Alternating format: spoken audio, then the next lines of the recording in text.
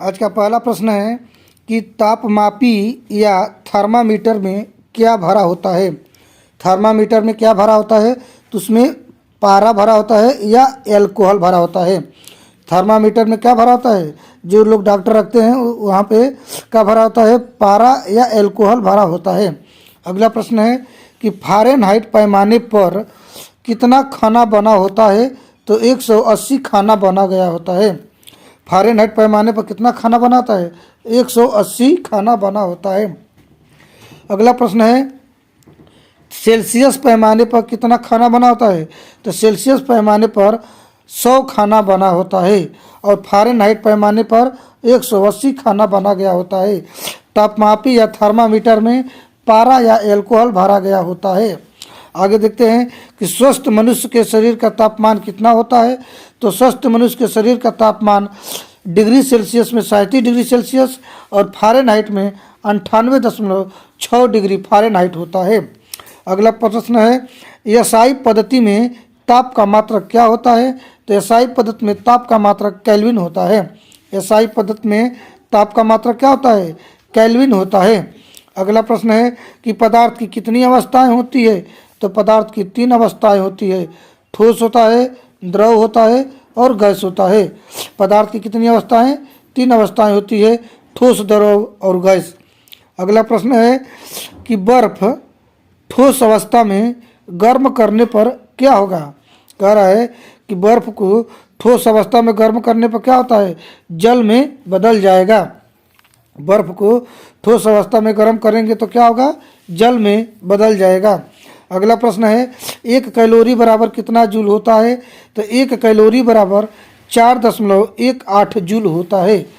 1 calorie बराबर कितना joule होता है, 4.18 जूल होता है। अगला प्रश्न है कौन सा चीज़ ठोस अवस्था में गर्म करने पर गैस बनता है। प्रश्न है कि कौन सा चीज़ ठोस अवस्था में गर्म करने पर गैस में बदल जाता है, तो कपूर और नवसादर। कपूर और नवसादर को ठोस अवस्था में गर्म करने पर गैस में बदल जाता है। अगला प्रश्न है कि गैस को ठंडा करने पर क्या बनता है, तो गैस को ठंडा करने पर द्रव बनता है। गैस को ठंडा करने पर क्या बनता है, द्रव बनता है। अगला प्रश्न है कि द्रव को गर्म करने पर किस अवस्था में बदलता है, तो द्रव को जब गर्म करेंगे तो गैस अवस्था में बदल जाता है। द्रव को गर्म करेंगे तो किस अवस्था में बदलेगा, गैस अवस्था में बदल जाएगा। अगला प्रश्न है कि बर्फ की गुप्त ऊष्मा कितना कैलोरी ग्राम होती है, तो बर्फ की गुप्त ऊष्मा 80 कैलोरी प्रति ग्राम होती है। कह रहा है कि बर्फ की गुप्त ऊष्मा कितनी होती है, 80 कैलोरी प्रति ग्राम होती है। अगला प्रश्न है वाष्प की गुप्त ऊष्मा 540 कैलोरी प्रति ग्राम होती है। बर्फ का गुप्त ऊष्मा 80 कैलोरी प्रति ग्राम और वाष्प का गुप्त ऊष्मा 540 कैलोरी प्रति ग्राम होता है। साधारणतया ठोस को गर्म करने पर आयतन बढ़ता है कि घटता है, तो आपका आंसर होगा बढ़ता है। आंसर क्या होगा, बढ़ता है।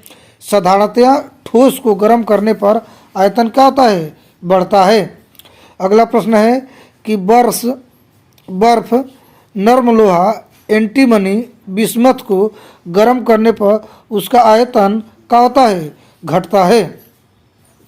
प्रश्न है कि बर्फ नर्म लोहा एंटीमनी बिस्मथ को गर्म करने पर उसका आयतन क्या होता है, घटता है। गर्म करने पर ठोसों के आकार में वृद्धि को क्या कहते हैं, तो प्रसार कहते हैं। गर्म करने पर ठोस के आकार में वृद्धि को क्या कहते हैं, प्रसार कहते हैं। तो ठोस को जब गर्म करते हैं तो उसके आकार में परिवर्तन को क्या कहते हैं, प्रसार कहते हैं। अगला प्रश्न है जिन पदार्थों से ऊष्मा का संचरण सुगमता से होता है, जिन पदार्थों से ऊष्मा का संचरण सुगमता से होता है सुचालक कहलाते हैं। कह रहा है कि जिन पदार्थों से ऊष्मा का संचरण सुगमता से होता है उसे क्या कहते हैं, सुचालक कहते हैं। फोकस यानी एफ बराबर क्या होता है, आर बराबर 2। फोकस बराबर क्या होता है, आर बराबर 2। आर मतलब होता है वक्र